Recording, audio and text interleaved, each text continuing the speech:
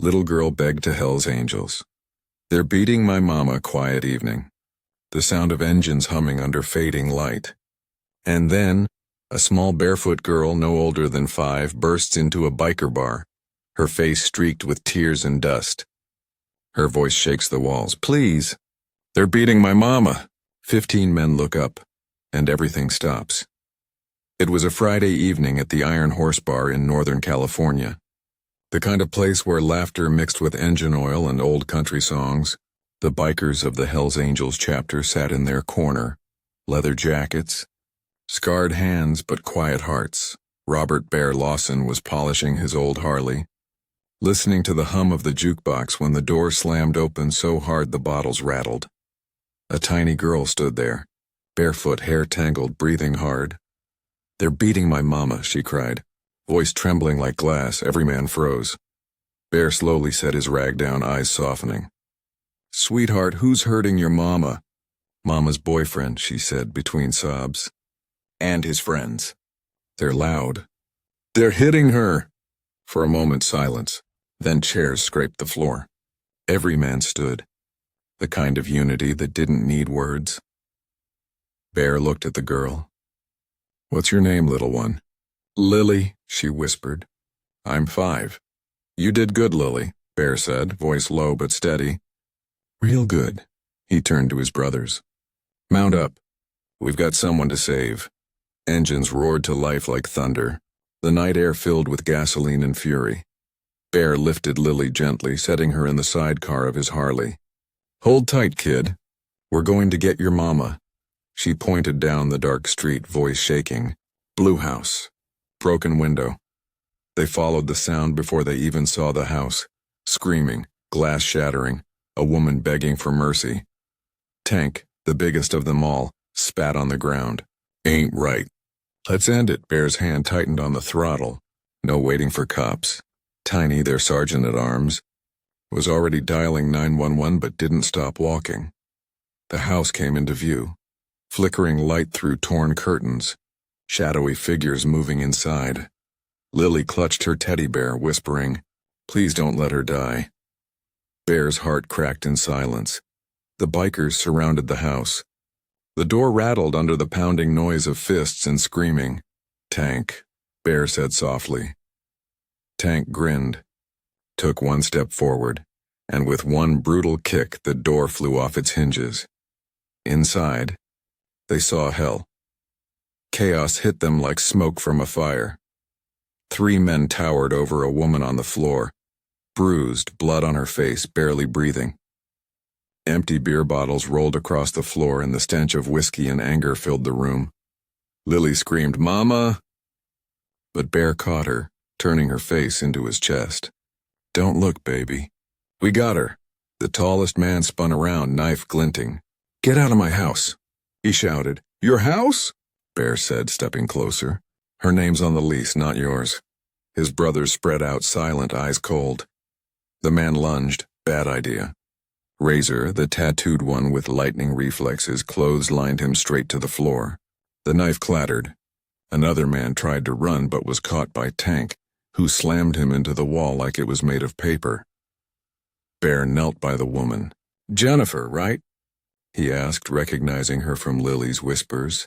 She didn't respond, but there was a pulse. She's alive, Bear said.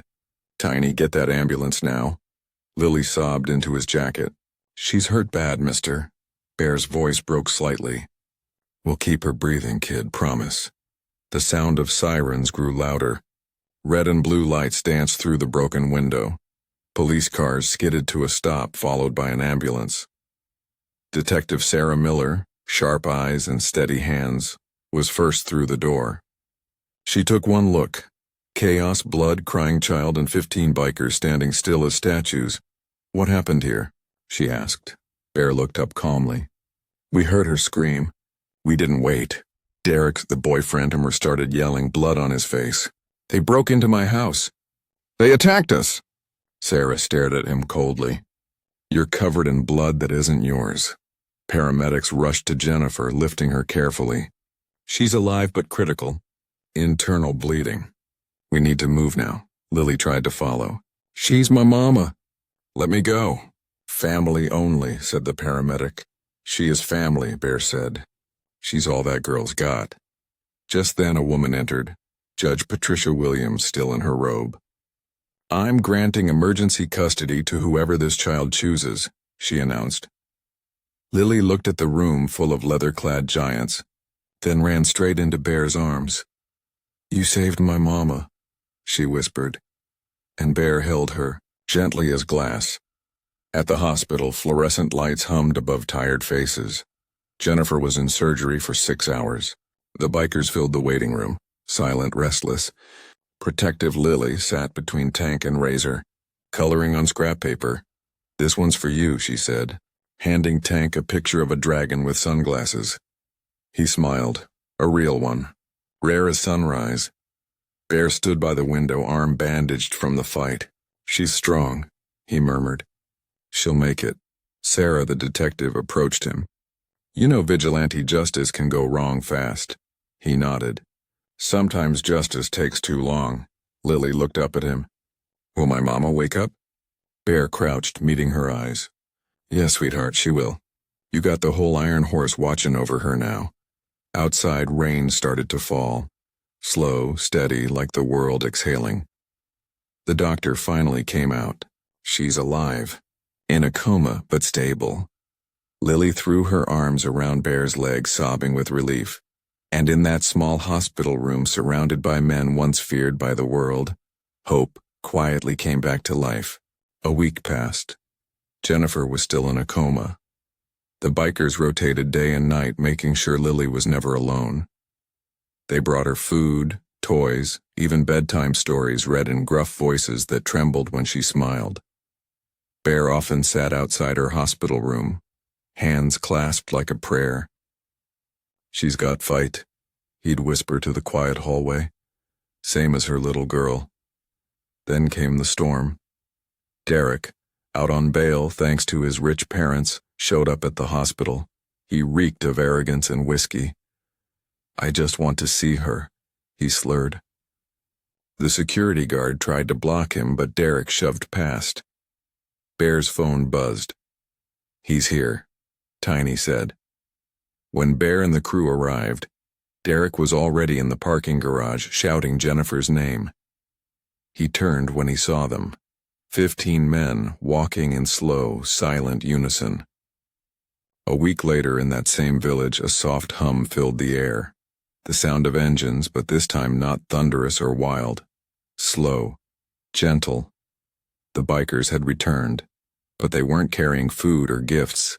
They were carrying cement, wood, and steel rods. The villagers gathered, confused, as the leader smiled and said softly, "We can't give you the world, but maybe we can build you a road to reach it." For the next few days they worked together, men, women, children. Dust covered their clothes, sweat glistened on their foreheads. And in the middle of it all, Amara, the little girl, laughed as she carried a small bucket of water to the workers. The same road that once symbolized isolation now became a symbol of hope. Every rock lifted was a prayer. Every push of a shovel whispered, "You're not forgotten." When the first bike rolled down the finished road, everyone clapped. The noise echoed through the valley like life returning to a forgotten heart. Before leaving, the leader of the bikers placed his helmet on a rock near the school. Inside it, he left a letter addressed to the next dreamer. It read, "If you ever feel the world has forgotten you, remember this. Roads don't just lead somewhere, they connect hearts. When you walk this road, know that someone cared enough to make sure you reach your tomorrow." Little Amara found it later and held it close to her chest. The words shone brighter than the sun that morning. She turned to her mother and whispered, "Mama, when I grow up, I'll build roads too." And the mother smiled through her tears. "Yes, my love. But not just roads. You'll build lives." Time moved like wind across mountains. The road grew stronger, busier. A decade passed. Cars began to pass through the same valley that once saw only silence. Shops opened. Kids went to school. Life returned. Among them, a young woman in a construction jacket stood proudly near a road sign that read, Amara Highway. Her hair was tied back, her eyes glowing with memory. She was the same girl who once waved to bikers from her dusty porch. Now, she was the engineer who designed roads for forgotten villages across the country. When reporters asked what inspired her, she looked at the horizon and said quietly, "Once a group of strangers stopped here. They didn't just fix a road, they fixed something inside us." One golden afternoon, as Amara stood beside the new road, she heard a familiar sound, deep engines humming in the distance. She turned. There they were. The same bikers, older, now slower perhaps, but their eyes still burning with the same fire. They stopped beside her. The leader removed his helmet, smiling. "You've done what we couldn't." Amara smiled back. "No," she said softly. "You started what we finished." They stood there, silence stretching between them, filled with everything words couldn't say. Then the bikers revved their engines once more, not in farewell but in salute. Dust rose, sunlight broke through, and as they rode away, the reflection of their helmets shimmered in her eyes like a promise fulfilled. As dusk fell, Amara sat by the same rock where that letter was once left. The wind carried the faint echo of engines. She whispered, "You didn't just pass through our village, you changed its destiny." The road stretched endlessly before her, glowing under the sunset. Every mile built, every bridge connected, carried the spirit of that one act of kindness. Sometimes the smallest gesture, a few men stopping their ride, can light up a whole generation. Because roads don't just connect places. They connect hearts, dreams, and time itself. In life, you'll meet people who pass by for only a moment. You may think they're gone, but their kindness, like a road, remains beneath your feet forever. So if you ever get the chance to stop, to help, to build, do it. Because you never know how many lives your single act might change. Some roads lead to destinations. Others lead to purpose. If this story touched your heart, hit that subscribe button, give it a like, and tell us where in the world you're watching from. Because hope deserves to be shared. "What do you want?" Derek sneered. Bear stepped forward, voice calm. "Just making sure you don't hurt her again." Derek smirked. "You can't stop me forever." Tank cracked his knuckles. "Want a bet?"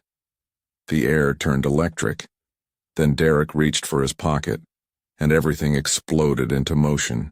It happened fast, too fast. A flash of silver, the echo of a gunshot ripping through the parking garage. Lily had followed them down, barefoot, clutching her teddy bear. She froze as Derek pointed the gun at her. "This is your fault, you little brat," he screamed. Bear didn't think. He just moved. He stepped in front of Lily the moment the gun fired. The bullet tore through his shoulder, spinning him sideways. But he didn't fall. He turned, shielding her completely with his body. Lily's scream echoed off the walls.